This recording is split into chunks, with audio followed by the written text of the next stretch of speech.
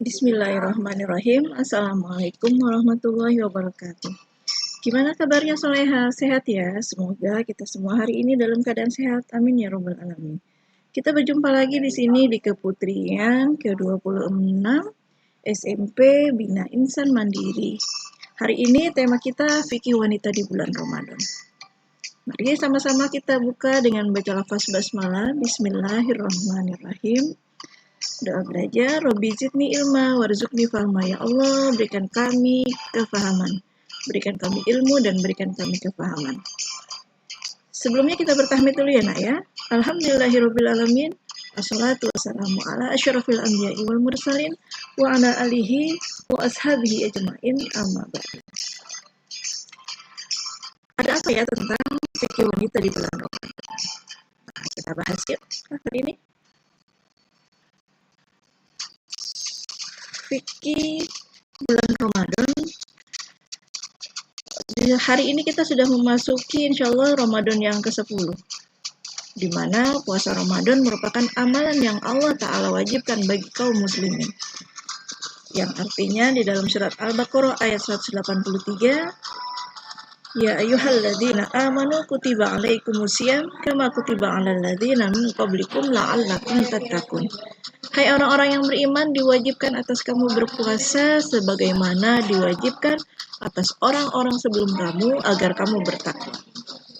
Lebih khusus lagi, puasa Ramadan diwajibkan kepada muslim yang baligh, berakal dan mukim, tidak bersafar ya. Jadi harus mukim, tidak sedang bersafar. Itu yang diwajibkan. Jadi kalau kita dalam keadaan safar, kita sedang dalam perjalanan, sebenarnya kita tidak diwajibkan ya. Sebagaimana sabda Nabi Shallallahu Alaihi Wasallam bahwa pernah pencatat amal diangkat dari 3 jenis manusia ini, orang-orang gila hingga sadar kembali, orang yang tidur hingga bangun kembali, dan anak-anak hingga dia dewasa. Jadi dia tidak dihukumi, tidak dibebani dengan sebuah hukum selama ada orang tiba-tiba gila sampai dia menjadi sadar. Kalau dia sudah sadar, maka dia wajib untuk menjalankan segala perintahnya Allah. Jadi dia sudah mulai bisa menjalankan syariatnya Allah kembali ya. Begitu juga dengan orang yang tidur. Kalau orang yang tidur tentu saja dia tidak bisa melaksanakan perintahnya Allah sampai dia bangun kembali. Dan kemudian anak-anak hingga ia dewasa. Anak-anak dia belum dibebani dengan puasa ya, tetapi dia masih belajar puasa.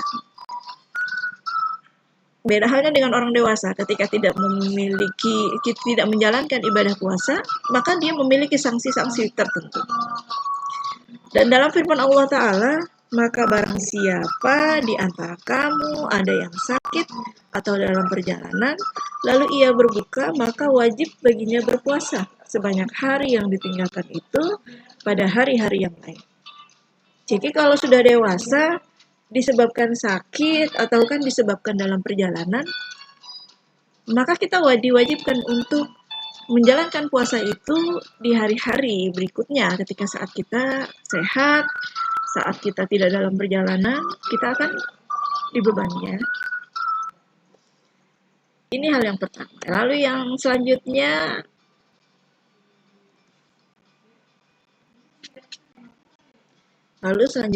kita akan membahas berkaitannya dengan seorang wanita, seorang muslimah memiliki alasan-alasan khusus yang membolehkannya untuk tidak berpuasa wajib, antara lain yaitu pertama karena haid. Wanita yang sedang haid atau nifas diharamkan melakukan puasa. Jika ia melakukannya maka berdosa. Malah sebaliknya ya, kalau dia menjalankan puasa di waktu wajib ini karena dia dalam keadaan haid, dia berdosa. Dan apabila seorang wanita yang sedang berpuasa keluar darah haidnya, baik di pagi, siang ataupun sore, walaupun sesaat menjelang terbenamnya matahari, maka ia wajib membatalkannya dan wajib mengqodonya setelah ia bersuci. Udah enak-enak puasa dari pagi, tahu-taunya zuhur keluar darah haid, maka wajib ya untuk dibatalkan puasanya, lalu mengqodo nanti saatnya kita sudah tidak haid lagi.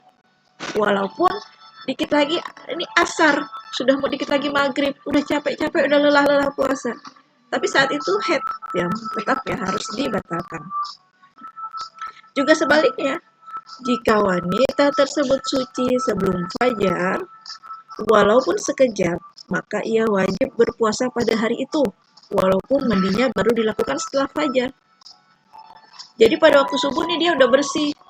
Yang biasanya rutinitas nih saya semalam kayaknya cuma nirisin nih, aku masih nirisin. Biasanya kalau pagi begini nih udah bersih nih, udah benar-benar bersih, nggak keluar lagi bekas-bekasnya juga. Maka wajib tuh dia harus berpuasa.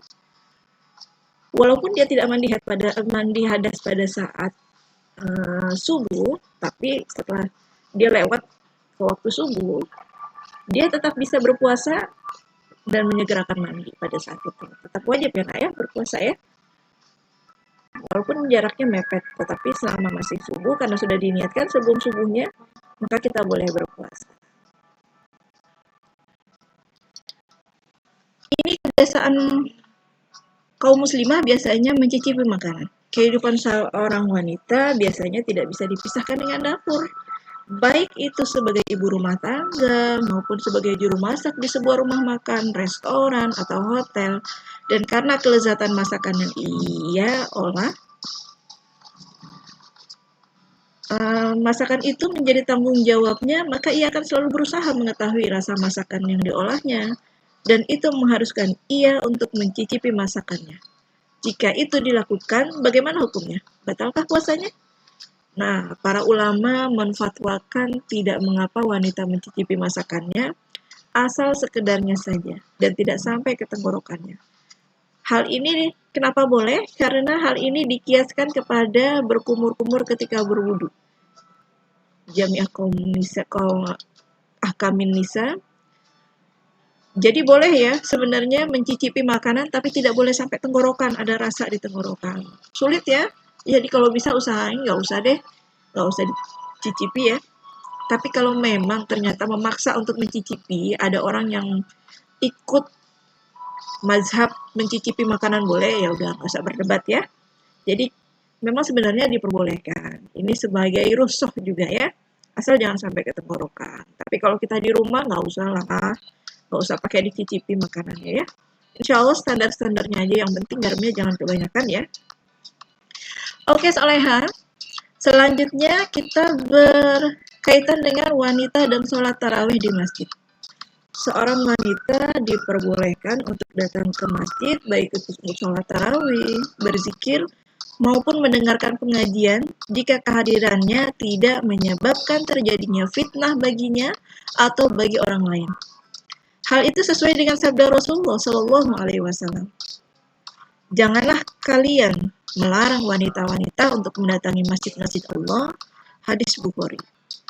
Namun demikian ada syarat-syarat yang harus dipenuhi, yang diantaranya harus berhijab, tidak berhias, tidak memakai farhum, tidak mengeraskan suara, dan tidak menampakkan perhiasan. Jadi biasanya kan suka ada training Ramadan ya, ada tarhib Ramadan, training Ramadan, pesantren Ramadan. Ini perempuan-perempuan yang dalam keadaan haidnya diperbolehkan dia datang ke masjid ya, asal sudah berusaha safety ya, sudah berusaha pakai sotek yang rapi, dan dia juga tidak dandan yang berlebihan, tapi berdandan hanya sekedarnya saja ya, yang untuk menghadirkan kesan rapi, karena memang ada perintah khusus zinatakum inda kulli masjid. Pakailah perhiasanmu ketika datang ke masjid. Jadi ke masjid jangan kucel-kucel lah ya. Berusaha rapi-rapi untuk ke masjid, diperintahkan agar Islam bisa terlihat. Allahu jama' yuhibbul jama'. Allah itu indah, maka Allah mencintai keindahan. Dengan niat seperti itu ya. Tapi jangan berlebihan. Jadi sekedarnya saja yang dilihatnya untuk suatu kenyamanan saja ya Nak ya. Oke Soleha, selanjutnya hukum wanita, fikih wanita di dalam Ramadan ini yaitu seorang wanita tua yang tidak mampu berpuasa. Bagaimana? Biasanya nenek-nenek kita ya, atau orang tua kita yang sudah tua nih, seorang wanita yang lanjut usia yang tidak mampu lagi untuk berpuasa, dan jika berpuasa akan membahayakan dirinya, maka ia tidak boleh berpuasa. Karena Allah Subhanahu wa taala berfirman, dan janganlah kamu menjatuhkan dirimu dalam kebinasaan. La tulqu aidukum ila tahlukah. Jangan kamu menjatuhkan dirimu dalam kebinasaan. Dalam surat Al-Baqarah ayat 195. Dan karena orang yang lanjut usia itu tidak bisa diharapkan untuk bisa mengkodok, maka baginya wajib membayar fidyah saja, tidak wajib mengkodok. Dengan memberi makan setiap hari satu orang miskin. Jadi ada nenek kita ya, biasanya nenek kita sudah tua, dia sudah tidak mampu lagi berpuasa, maka dia dibolehkan untuk tidak berpuasa. Harus kodok nggak? Enggak ya. Nenek kita berarti tidak harus kodok. Kalau memang nenek kita sudah sepuh, dia tidak mesti kodok, tapi dia hanya membayar fidyah setiap hari satu orang miskin. Berdasarkan firman Allah Subhanahu wa taala yang artinya, dan bagi orang yang tidak mampu berpuasa, maka ia harus membayar fidyah dengan memberi makan setiap hari satu orang miskin. Ini ada dalam surat Al-Baqarah ayat 184 ya, Nak ya. Dalam sebuah hadis juga dinyatakan dari Ato yang mendengar Ibnu Abbas membaca ayat yang artinya wajib bagi orang-orang yang berat menjalankannya membayar fidyah, yaitu memberi makan satu orang miskin. Menurut Ibnu Abbas berkata, ayat ini tidak dinase, ia untuk orang yang lanjut usia, baik laki-laki maupun perempuan, yang tidak sanggup berpuasa, hendaknya memberi makan setiap hari satu orang miskin. Jadi ini tidak pernah berubah, tidak pernah dinaseh ya. Ada hukum Allah yang kadang bisa dirubah. Hukumnya pertama seperti ini, lalu kelanjutannya dirubah. Tapi yang ini tidak dinaseh dan tidak dirubah oleh Allah ya. Bahwa tetap ketentuannya bahwa seorang nenek-nenek tua, biasanya nenek-nenek kita wanita tua, nenek-nenek kita ya, kalau sudah sepuh maka dia tidak diwajibkan untuk mengkodok, hanya membayar fidyah. Tetapi nenek-nenek yang sudah memang usia lanjut, ada juga nenek-nenek muda ya, nenek-nenek tapi masih muda, ini wajib masih ya. Jadi yang sudah kelihatan sepuh ya Nak ya. Oke Soleha, selanjutnya kita bahas tentang wanita hamil dan menyusui. Wanita yang sedang hamil atau menyusui tetap harus berpuasa di bulan Ramadan, sama dengan wanita-wanita yang lain, selagi ia mampu untuk melakukannya. Jika ia tidak sanggup untuk berpuasa karena kondisi fisiknya yang tidak memungkinkan, maka ia boleh berbuka sebagaimana wanita yang sedang sakit. Dan wajib mengkodoknya jika kondisi tersebut sudah stabil kembali. Allah berfirman, maka barang siapa di antara kamu yang sakit atau dalam perjalanan, lalu ia berbuka, maka wajib baginya berpuasa sebanyak hari yang ditinggalkannya itu pada hari-hari yang lain. Nah, ini masih dalam surat Al-Baqarah ayat 184. Dan apabila ia mampu untuk berpuasa, si ibu hamil ini dan ibu menyusui ini, tapi khawatir berbahaya bagi kandungannya atau anak yang disusunya. Anaknya takut nanti anaknya mencret, takut nanti anaknya jadi peot ya, jadi apa? Jadi kurus kering, maka ia boleh berbuka dengan berkewajiban untuk mengkodok di hari lain dan membayar fidyah dengan memberi makan setiap hari satu orang miskin. Hal ini berdasarkan perkataan Ibnu Abbas saat mengomentari penjelasan yang termuat dalam surat Al-Baqarah, yang artinya dan wajib bagi orang yang menjalankannya jika mereka tidak berpuasa membayar fidyah. Jadi jika ibu hamil ini dan ibu menyusui ini, mungkin ada tetangga, ada tantenya, atau mungkin orang tua kita sendiri, mamahnya lagi hamil atau lagi menyusui, khawatir ya, kalau saya berpuasa nanti bayinya bermasalah atau bayinya lagi kurang sehat, maka boleh membayar fidyah ya, dengan membayar fidyah. Tapi juga dia pada saat nanti keadaannya sudah normal kembali harus mengkodoknya ya Nak ya. Walaupun sebenarnya secara realitanya banyak sekali perempuan-perempuan yang wanita hamil dan menyusui tetap istiqomah berpuasa. Tetapi setiap manusia memiliki kondisi-kondisi yang kadang-kadang berbeda. Jadi kalau ketika kita melihat ada wanita hamil atau wanita menyusui, dia nggak berpuasa, sudahlah, nggak usah bermasalah ya, tidak usah didebatkan. Karena hal ini memang di dalam hukum Islam diberikan rukhsah. Tetapi bagi seorang ibu yang memang kuat ketika hamil atau menyusui, yuk monggo, silakan berpuasa insya Allah akan lebih memberikan pembiasaan yang baik untuk si janin, untuk si anak itu ya, insya Allah.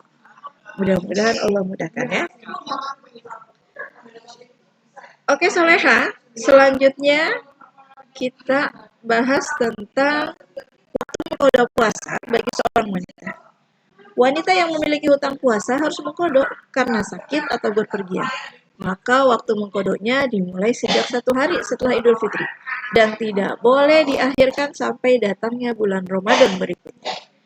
Barang siapa yang mengakhirkan kodok puasa sampai datangnya Ramadan berikutnya tanpa uzur syar'i, maka di samping mengkodok, ia harus membayar fidyah dengan memberi makan setiap hari 1 orang miskin sebagai hukuman atas kelalaiannya.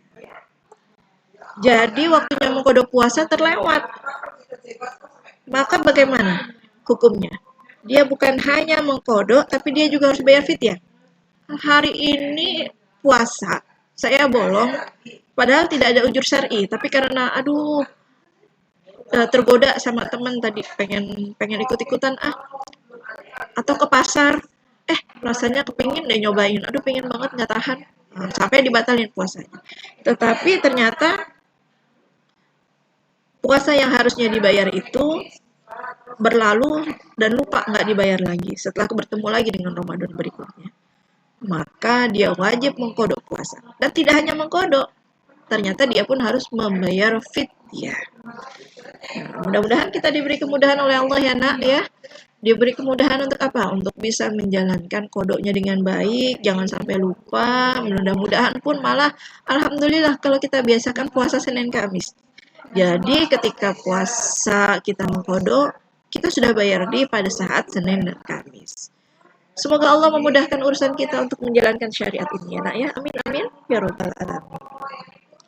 Oke Soleha, selanjutnya akan kita bahas adalah mengkonsumsi tablet anti-haid pada bulan Ramadan. Hendaknya seorang wanita tidak mengkonsumsi tablet anti-haid dan membiarkan darah kotor itu keluar sebagaimana mestinya, sesuai dengan ketentuan yang telah Allah gariskan. Karena di balik keluarnya darah tersebut ada hikmah yang sesuai dengan tabiat kewanitaan. Jika hal ini dihalang-halangi, maka jelas akan berdampak negatif pada kesehatan wanita tersebut dan bisa menimbulkan bahaya bagi rahimnya. Dan pada umumnya wanita yang melakukan hal ini kelihatan pucat ya. Kalau lagi dalam keadaan haid biasanya pucat, lemas dan tidak bertenaga. Sedangkan Rasulullah Shallallahu Alaihi Wasallam bersabda, apa sabdanya? Tidak boleh melakukan perbuatan yang membahayakan dirinya, juga tidak boleh melakukan perbuatan yang membahayakan orang lain. Subhanallah, agama Islam ini begitu indah ya.